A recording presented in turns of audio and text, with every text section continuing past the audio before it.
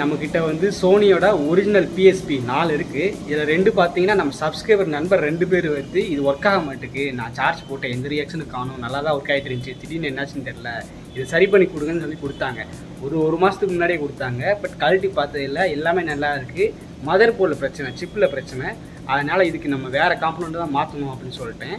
ஆனால் வேறு காம்பனண்ட் இப்போ கிடைக்காது. ஏன்னா இது வந்து ரொம்பவே பழைய பிஎஸ்பி, இப்போலாம் இந்த மாதிரி ரிலீஸ் பண்ணுறான்னு கூட தெரில. ஸோ அப்படிங்கிறப்போ கடையில் போயிட்டு கேட்டு பார்த்ததில் இங்கே போர்டு கிடைக்காது, காம்பனண்ட் கிடைக்காது அப்படின்னு சொல்லிட்டாங்க.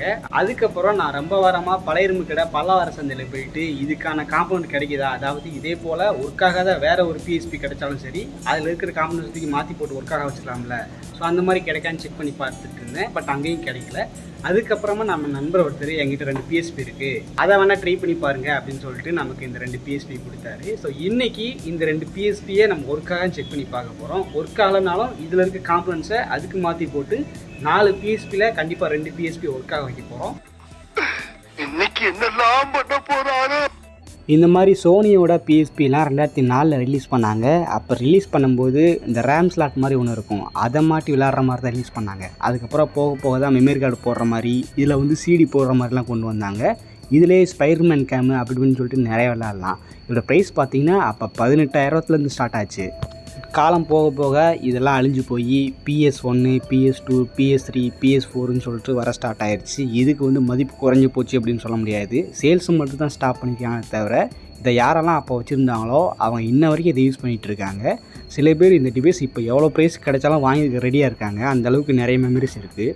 நம்மக்கிட்ட ஆல்ரெடி இருந்த 2 பிஎஸ்பியை ஓப்பன் பண்ணிட்டேன். இது உள்ளே ஓப்பன் பண்ணி பார்த்தீங்கன்னா இப்படித்தான் ஒரு பெரிய டிஸ்பிளே, டச் ஸ்க்ரீன்லாம் கிடையாது. சைடில் வந்து பட்டன்லாம் கொடுத்துருப்பாங்க. ஸோ ஸ்டிப்பு ஃபுல்லாகவே ஸ்டிப் கனெக்ஷனாக இருக்கும். நீங்கள் கழட்டும் போது ரொம்பவே பார்த்து கழட்டணும். லைட்டாக ஸ்டிப்பு பிஞ்சு போனாலும் இதுக்கான ஸ்பேர் இனிமேல் கிடைக்கிறது கஷ்டம். நான் ரிச் ஸ்டேட்டில் அலைஞ்சு பார்த்துட்டேன், அங்கிட்டு அலைஞ்சு பார்த்துட்டேன், எங்கேயுமே ஸ்பேர் கிடைக்கிறதில்ல. அதனால் நீங்கள் ஓப்பன் பண்ண போகிறீங்கன்னா ரொம்பவே சேஃப்டியாக ஓப்பன் பண்ணுங்கள். இதுக்கு பேக்லேயே பார்த்தீங்கன்னா சிடி போடுற ஒரு ட்ரைவ் கொடுத்துருப்பாங்க. இதுக்கான சிடி பார்த்தீங்கன்னா ரொம்பவே குட்டியாக இருக்கும். அப்பப்போ இந்த ஸ்பைடர்மேன் மூவி, அப்பப்போ இந்த ஹாலிவுட் மூவி ரிலீஸ் ஆகிறப்போ இதுக்கேற்ற மாதிரி பிஎஸ்பி கேமிங் சிடி ரிலீஸ் பண்ணுவாங்க. அதெல்லாம் அமோகமாக விற்பனை ஆகிட்டு இருக்கும். ஆனால் இப்போ பார்த்தீங்கன்னா இந்த பிஎஸ்பிலாம் காயிலாங்கடையிலையும் பல்லாவர சந்தையிலையும் தூக்கி போட்டிருக்காங்க. அப்படி நிலைமை ஆகிப்போச்சு. சரி, ஓகே, ரொம்பவே பழமையான இந்த விண்டேஜ் பிஎஸ்பியை நம்ம இங்கே ரீஸ்டோரேஷன் பண்ணலாம். வாங்க இன்றைக்கி டெக்னிக்கலாக உள்ளே போவோம். உங்கள்கிட்ட இந்த மாதிரி பிஎஸ்பி இருக்குது, அது என்னாச்சுன்னு தெரில, திடீர்னு ஆனே ஆக மாட்டேங்குது, ஒரு இண்டிகேஷனை காணும் அப்படின்னு இருந்துச்சுன்னா ஃபஸ்ட்டு அதை ஓப்பன் பண்ணாமல் பட்டன் அமுக்கிறது மூலமாக ஒரு சில சொல்யூஷன் இருக்குது. அதாவது ஸ்டார்ட் பட்டனையும் ஹோம் பட்டனையும் அந்த பவர் பட்டனையும் 3 சேர்த்து அமுக்குனீங்க அப்படின்னா அது வந்து ரீஸ்டார்ட் ஆகும். ஸோ இப்படி பண்ணி உங்களுக்கு ஒர்க் ஆகலை அப்படின்னா அதுக்கப்புறம் தான் நீங்கள் உள்ளகெல்லாம் கழட்டி பார்க்கணும்.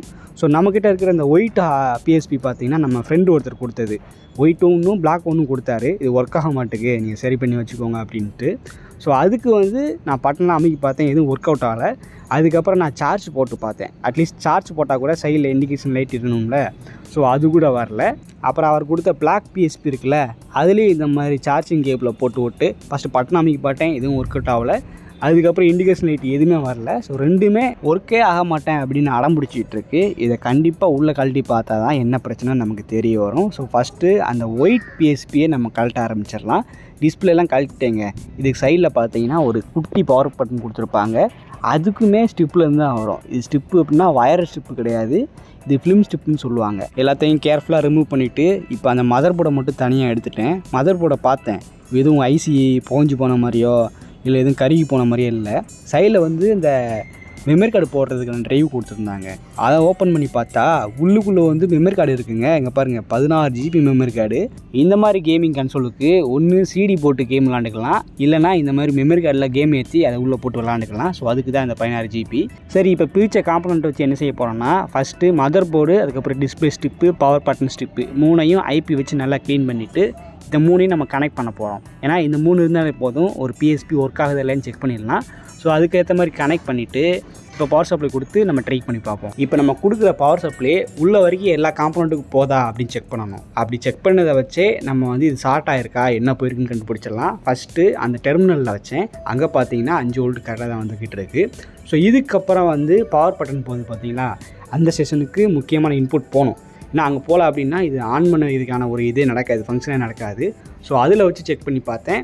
அங்கேயும் பார்த்தீங்கன்னா அதுக்கு தேவையான வோல்டேஜும் வந்துட்டு தான் இருக்குது. பார்த்தீங்கன்னா தெரியுதா, ஒரு 2 வோல்ட் கிட்ட வந்துக்கிட்டு இருக்கும். ஸோ அதுவும் கரெக்டாக தான் வந்துக்கிட்டு இருக்குது. அதுக்கப்புறமா டிஸ்பிளேயில் வந்து எக்கச்சக்கமான லைன்ஸ் இருக்கும். ஸோ டேட்டா லைன்ஸு, இன்புட்டு, அவுட்புட்டுன்னு கூட நிறையா இருக்கும். ஸோ அதில் வந்து நீங்கள் ரேண்டமாக வச்சு பார்த்தீங்கன்னா நம்ம கொடுக்குற இன்புட் அங்கே வரணும். ஸோ அங்கேயும் கரெக்டாக தான் வந்துக்கிட்டு இருக்குது. இதிலேருந்து மதர் போர்டில் எந்த பிரச்சனையும் இல்லைன்னு கண்டுபிடிச்சாச்சு. இதை சார்ந்து இருக்கிற அந்த பெரிபரல் காம்பனன்ட்ஸில் தான் மேபி இஷ்யூ இருக்கலாம். அதாவது அந்த பவர் பட்டனு, அதுக்கப்புறம் மேலே இருக்கிற பட்டனு, கீழே இருக்கிற சார்ஜிங் பின்னு, டிஸ்பிளே இந்த மாதிரி காம்பனன்ட்ஸில். அதனால் இந்த ப்ளே ஸ்டேஷன்லேருந்து நல்லா இருக்கிற அந்த மதர் போர்டை மட்டும் தனியாக கழட்டி வச்சிடலாம். இப்போ மற்ற 3 ப்ளே ஸ்டேஷன் இருக்குல்ல, அதில் இருக்கிற காம்பனன்ட்ஸ் மேபி மற்ற காம்பனன்ட் நல்லா இருக்குது, மதர் போர்டு போயிடுச்சுன்னு அப்படின்னா கூட இந்த மதர் போர்டை அதுக்கு தூக்கி போட்டு ஏதாச்சும் பண்ணிக்கலாம்ல. ஸோ அதுக்காக இன்னொரு பிஎஸ்பி ஓப்பன் பண்ண ஆரம்பித்தேன். இதில் பார்த்தீங்கன்னா கொஞ்சம் வித்தியாசமாக இருக்குது. பார்த்தீங்களா, இது டிசைனே வேறு. உள்ளே கழட்டி பார்த்தா அந்த சைடில் இருக்கிற 4 கண்ட்ரோலர் பட்டன், பேக் பட்டன் அதெல்லாம் கரெக்டாக தான் இருக்குது. ஆனால் கீழே இருக்கிற அந்த பட்டன் மாதிரி இருக்குது. பவர் பட்டன் வந்து எங்கிட்ட இருக்குது, தினுசாக இருக்குது. ஸோ இதுக்கு வந்து அது செட் ஆகாதான் நினைக்கிறேன். மேபி 1-2 காம்பனன்ட்ஸ் அதுக்கு செட் ஆகலாம். சரி, ஓகே, அதெல்லாம் பின்னாடி பார்த்துப்போம். இப்போ இந்த ப்ளே ஸ்டேஷன் 2வது ஓப்பன் பண்ணோம்ல, இதுக்கு வந்து சேம் அதே போல் இன்புட் கொடுத்து அந்த பவர் டெர்மினலு, அதுக்கப்புறம் பவர் பட்டனு, டிஸ்பிளே, அங்கே போகிற லைன்ஸ் எல்லாத்துக்கும் மல்டிமீட்டர் வச்சு செக் பண்ணி பார்ப்போம். எல்லா இடத்துக்கும் பவர் சப்ளை கரெக்டாக போதா. ஏன்னா மதர் போர்டோட வேலை வந்து அந்தந்த காம்பனண்ட்டுக்கு கரெக்டாக இன்புட்டு கொடுக்கணும், இன்புட் வாங்கணும். அதில் எதுவும் தப்பாச்சு அப்படின்னா தான் மதர் போர்டு ஃபால்ட்டு வரும். ஸோ இப்படி செக் பண்ணி பார்க்கும்போது நமக்கு டெர்மினல்லேருந்தே இன்புட் வரலங்க. பார்த்தீங்களா, 0 காமிச்சிட்டே இருக்குது. அப்புறம் பவர் பட்டன் அண்டுன்னு வச்சு பார்த்தேன், எதுலேயுமே சப்ளை போல். நமக்கு உள்ளே வர இன்புட்டே அடி ஆகுது. நம்ம கொடுக்குற பேஸ் இன்புட்டே உள்ளே வரல அப்படின்னா மேபி அந்த சார்ஜிங் பின் இருக்குல்ல, அந்த இடத்துல எதுவும் ஃபால்ட்டாக இருக்கலாம், இல்லை சால்ட்டாக இருக்கலாம் அப்படின்னு நானே அஸ்யூம் பண்ணிக்கிட்டு அந்த பவர் சப்ளை கொடுக்குற இடத்துல நம்ம மொபைல் சார்ஜர்லேருந்து இன்புட் சப்ளை கொடுத்து பார்த்தேன். மொபைல் சார்ஜரில், ஏன் சார்ஜரில் பார்த்தீங்கன்னா 5 வோல்ட் வந்துக்கிட்டு இருக்கும். ஸோ அதை கொடுத்து ஆன் பண்ண வைக்க ட்ரை பண்ணும்போதும் எந்த இண்டிகேஷன் காட்டலை. உள்ளுக்குள்ளே பார்த்தீங்கன்னா இந்த டயோடெல்லாம் ஹீட் ஆகுது. ஸோ டயோடு ஐசியில் எதுவும் பிரச்சனை இருக்குன்னு நினைக்கிறேன். இது கொஞ்சம் நம்ம டீப் லெவலில் சால்ட்ரிங் பண்ண வேண்டியிருக்கும். ஸோ இதுக்கு ஃபுல் டயத்தையும் வேஸ்ட் பண்ணாமல் இதில் ஒரு சில காம்பனன்ட்ஸ் நல்லா இருக்கும்ல, அதையும் வெள்ளை கலர் பிஎஸ்பியில் இருக்கிற ஒரு சில காம்பனண்ட்டையும் இன்டர்சேஞ்ச் பண்ணி பார்க்கலாம். ஃபஸ்ட்டு அந்த பவர் பட்டனை சேஞ்ச் பண்ணி பார்த்தேன். இதுக்கு எல்லாமே பின் ஒரே போல் தான் செட் ஆகுது. ஸோ 2 பிஎஸ்பிலையும் அந்த பவர் பட்டனோட லொக்கேஷன் தான் மாறி இருக்கே தவிர ஆப்ரேஷன் ஒன்று தான். போட்டு விட்டு ஆன் பண்ணி பார்த்தாங்க, நமக்கு பச்சை கலர் லைட்டாக பிளிங்க் ஆகிட்டு போச்சு. என் தலைவன் சிங்கம் வந்துட்டாடா. லைட்டாக இண்டிகேஷன் கொடுத்ததை வச்சு புரிஞ்சுக்கிட்டேன், ஆஹா இதில் பட்டன் தான் பிரச்சனை போல். அந்த ஒரிஜினல் பட்டன் போல் ஏதோ பிரச்சனை, அதை மாற்றி போட்டோம். இப்போ வந்து இண்டிகேஷன் கொடுக்குது. ஸோ இதை ஃபாலோ பண்ணி நம்ம இதை ஒர்க்காக வச்சிடலாம். அதனால் திரும்ப பவர் சப்ளை கொடுத்து நான் அமைக்கி பார்த்துட்டே இருந்தேன்னா டிஸ்பிளேல லைட்டாக பிளிங்க் ஆகிட்டு போச்சு. அதை பார்த்து ஒரே குஷி தான். இருந்தும் அமைக்கி பாட்டே இருந்தேன், அடுத்த எந்த ரெஸ்பான்ஸும் வரல. அதான் எனக்கு ஒன்றும் புரியல. இருந்தும் முயற்சியை விடாமல் திரும்ப அமைக்கிட்டே இருந்தேன் பாருங்கள். ஒரு ஸ்டேஜுக்கு அப்புறம் பச்சை லைட் நல்லா எரிய ஆரம்பிச்சிது. அதுக்கப்புறம் டிஸ்பிளேல பார்த்தீங்கன்னா சோனி கம்ப்யூட்டர் என்டர்டைன்மெண்ட் வந்துச்சு பாருங்கள். அதை பார்த்து ஒரே சந்தோஷம்தான்.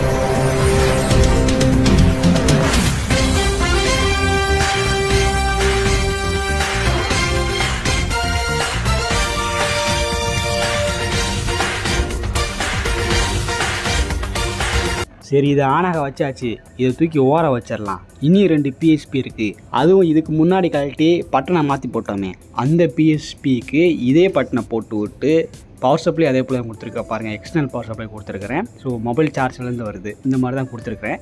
இப்படி கொடுத்து நான் பவர் பட்டனை ப்ரெஸ் பண்ணி பார்த்தேன். பவர் பட்டனில் நல்லா தான் லைட் எரியுது, நல்லா பளிச்சுன்னு பச்சை கலர் லைட் எரியுது. ஆனால் டிஸ்பிளேயில் எந்த இண்டிகேஷனும் காணும். நானும் கொஞ்ச நேரம் வெயிட் பண்ணி பார்த்தேன், ஒரு இண்டிகேஷன் வரல. இது ஆக்ஷன் மேடம். இவனோட நடவடிக்கை வெளியில் விட்டு பாருங்க. அப்போ நல்லா திரிக்கிறான் பாருங்க.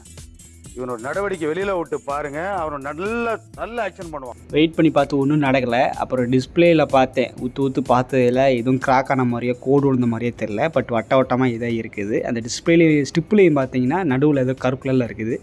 சரி, இது டிஸ்பிளே அவுட்டு போல அப்படின்னு நினச்சிக்கிட்டேன். சரி, இது போனால் போது ஏதாச்சும் ஸ்பேருக்கு யூஸ் பண்ணிக்கலாம். இதை தவிர்த்துட்டு இன்னும் 2 பிஎஸ்பி இருக்குது. அது ஒன்று பார்த்தீங்கன்னா நல்லா பளபளன்னு இருக்கும். இது ஆரம்பத்தில் ஓப்பன் பண்ணி பார்த்தேன், இதுக்குள்ளேயும் டிஸ்பிளே ஃபால்ட்டு. அதான் 2 பிஎஸ்பி புதுசாக வந்துருக்கு, அதுலேருந்து டிஸ்பிளே தூக்கி போட்டுடலான்னு சொல்லிட்டு ஒரு ஐடியா. அதுக்கு முன்னாடி இதுக்கு ஒழுங்காக பவர் சப்ளை வரதான்னு செக் பண்ணணும். நான் அப்போ செக் பண்ணல. அதனால் இப்போ பவர் இன்புட் கொடுத்துட்டு உள்ளே செக் பண்ணி பார்த்தேன், இதுக்கும் பவர் சப்ளை வர மாட்டேங்குங்க. காலையில என்ன விளையாட்டு காட்டுறாங்க, எப்படி எல்லாம் சோதிக்கிறாங்க. பொழுது விடிய விட மாட்டேங்கிறாங்களே ஐயா. இதுக்கு டிஸ்பிளே ஃபால்ட்னு ஏற்கனவே கண்டுபிடிச்சி வச்சுருக்கோம். இப்போ அதோட சேர்த்து பவர் சப்ளையும் ப்ராப்ளம் போல். அதனால் நம்மக்கிட்ட 2 PSP இருக்குல்ல, அதிலேருந்து டிஸ்பிளே மட்டும் தூக்கி போட்டு எக்ஸ்டர்னல் பவர் சப்ளை தான் கொடுக்க போகிறோம். இதுக்கு கண்டிப்பாக அந்த பின்னு மாற்றணும் போல். 3 தண்ணிக்குள்ளே போட்டாங்கன்னா இதில் போட்டாங்கன்னு தெரியல. இப்போ டிஸ்பிளே மட்டும் மாற்றியாச்சு. இன்னொரு PSP எடுத்து போட்டிருக்கேன். ஸோ இப்போ பவர் சப்ளை கொடுத்தாச்சு. கீழே வந்து பட்டன் கொடுத்துருப்பாங்க. இந்த PSP பட்டன்லாம் பார்த்தீங்கன்னா ஒரு ஸ்ப்ரிங் மாதிரி இருக்கும். இழுத்து விட்டோம் அப்படின்னா பேக் ரிட்டன் வரும். ஸோ அந்த பட்டனை வந்து ஒரு 5 செகண்டுக்கு இப்படி இழுத்து விட்டே இருந்தோம்னா இந்த மாதிரி ஆன் ஆயிரும். ஃபைனலாக இந்த PSP நமக்கு ஆன் ஆயிடுச்சு. இதுக்கப்புறம் இருக்கிற 2 PSP ஒர்க் ஆகுது. ஏன்னா அதுலேருந்து தான் டிஸ்பிளே தூக்கி மாற்றி போட்டோம். இன்னொன்று வந்து ஏதோ மதர் போர்டில் இஷ்யூ. ஸோ அதனால் இது 2 ஆனதே நமக்கு பெரிய விஷயம். இதில் வந்து செக் பண்ணி பார்த்தேன். வீடியோ கேம்ஸு, அதுக்கப்புறம் பாட்டு, படம், அது இது நிறையா பார்த்துக்கலாம் போல். ஆனால் மெமரி கார்டு போடணும். மெமரி கார்டு போட்டால் தான் எல்லாத்தையும் ஆக்சஸ் பண்ண முடியும். நான் வந்து இப்போ மெமரி கார்டு போடல. மெமரி கார்டு போட்டிருந்தாலும் நம்மக்கிட்ட அதில் கேம்ஸ் இல்லை. அதனால் இந்த மாதிரி மெமரி கார்டே காட்ட மாட்டேங்குது அப்படி சொல்லிட்டு இண்டிகேஷன் காட்டுது.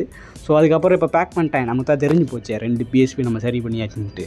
ஸோ எப்படி கழட்டினமோ அதே போல் திரும்ப மாட்டிட்டு இதுக்கு பவர் சப்ளைக்கு என்ன பண்ணுறேன்னா USB மூலமாக கொடுக்க போகிறேன். 2 ப்ளஸ் கேபிளை மட்டும் வயரை மட்டும் வெளியே விட்டு அதில் நான் USB வயரை கனெக்ட் பண்ணி நம்ம மொபைல் சார்ஜர்லேயோ அல்லது பவர் பேங்க்லேயோ போட்டு இப்போதைக்கு யூஸ் பண்ணிக்கலாம். ஸோ இதுக்கு வந்து பின்னு மாற்ற வேண்டியிருக்கு. பின்னு அது அப்புறம் பார்த்துக்கலாம். நமக்கு ஆன் ஆனதே பெரிய விஷயம். ஸோ சார்ஜ் ஆகிக்கும், அது ஒன்றும் பிரச்சனை கிடையாது. USB மூலமே சார்ஜ் ஆகிக்கும். நான் எல்லாத்தையும் அமைக்கி பார்த்தேன். பட்டன் எல்லாமே பெர்ஃபெக்டாக தான் ஒர்க் ஆகிட்டு இருக்குது. இந்த கருப்பு PSPக்காச்சும் நம்ம டிஸ்பிளே மட்டும் தான் கழட்டணும். ஆனால் இதுக்கு முன்னாடி கழட்டின ஒயிட் PSPயில் வந்து நம்ம மதர் போர்டு எல்லாத்தையும் அணி வர கழட்டோம். அதனால் அதை கேர்ஃபுல்லாக அசம்பிள் பண்ணணும். ஸ்டிப்பு முக்கியம். ஸோ நீங்கள் கழட்டினாலும் சரி ஸ்டிப்பு கேர்ஃபுல்லாக மாட்டுங்க. இந்த PSPக்கும் நான் பவர் சப்ளை வந்து USB கேபிள் மூலமாக தான் கொடுக்குறேன். ஸோ அதை பவர் பேங்க்லேயோ அல்லது மொபைல் சார்ஜ்லேயே மாட்டி விட்ருங்க. நான் வந்து பவர் பேங்கில் மாட்டுற பாருங்க. மாட்டி விட்டு இந்த PSPக்கு சைடில் பார்த்தீங்கன்னா பவர் பட்டன் இருக்கும். அதை அழுத்தி விட்டால் போதும். நமக்கு பாருங்கள் PSP பக்காவாக ஆன் ஆயிடுச்சு. இது வந்து ஸ்கை ப்ளூ கலர் தீமு. அந்த PSP வந்து ஆரஞ்சு கலர் தீமு. ரெண்டுமே வேறு. பட் OS என்னமோ சேமாக தான் இருக்குது. அதோட ஆப்ரேஷன்ஸ் அந்த மெமரி கார்டு போட்டு அல்லது CD போட்டு இந்த கேம்ஸ் விளாண்டுக்கலாம். பட் நம்மக்கிட்ட இப்போதைக்கு கேம்ஸ் இல்லை. அதனால தான் வந்து எதுவும் ப்ளே பண்ணி காட்ட முடியல. எனக்கு இப்போ தான் PSP பற்றி நான் கற்றுக்கிட்டு இருக்கேன். First time. ஸோ அதுக்கப்புறம் நான் ஆன்லைனில் கேம்ஸ் ஏற்றி உள்ளே கொண்டு வந்து அதை நான் ஒரு ஷார்ட்ஸ் வீடியோ அப்லோட் பண்ணுறேன். ஸோ இப்போதைக்கு நம்ம 2 PSPயும் சரி பண்ணியாச்சு. நமக்கு சக்ஸஸ். இதை தவிர்த்து மற்ற 2 PSPயில் மதர் போர்டு ஒன்று போயிடுச்சு, இன்னொன்று டிஸ்பிளே போயிடுச்சு. ஸோ அதுக்கான ஸ்பேர் எதுவும் உங்களுக்கு தேவைப்படுச்சு அப்படின்னா நம்ம சேனலில் என்னோடய மெயில் ஐடி கொடுத்துருப்பேன். அதுக்கு மெயில் பண்ணி காண்டாக்ட் பண்ணி வாங்கிக்கோங்க. இந்த PSPயை காலையில் 8 மணிக்கு சரி பண்ண உட்காந்தேன். என்ன பிரச்சனை ஏது பிரச்சனைன்னு சொல்லிட்டு போர்டை ஆராய்ஞ்சு உள்ளே கலட்டி குனிஞ்சே உட்கார்ந்து இப்போ டைம் பார்த்தீங்கன்னா சாயங்காலம் 4 மணி ஆகி போச்சு. பாருங்கள் என்னை சுற்றி எவ்வளோ காம்பனண்ட் இருக்குன்ட்டு. ஆனால் என்ன ஒரு கவலை, இவ்வளோ கஷ்டப்பட்டு வீடியோ எடுத்து போட்டோம்னா அந்த வீடியோ தான் வியூஸே போகாமல் இருக்கும். அதே தான் இதுக்கு நடக்குன்னு தெரியும். எனிவே தேங்க்ஸ் ஃபார் வாட்சிங். Bye bye.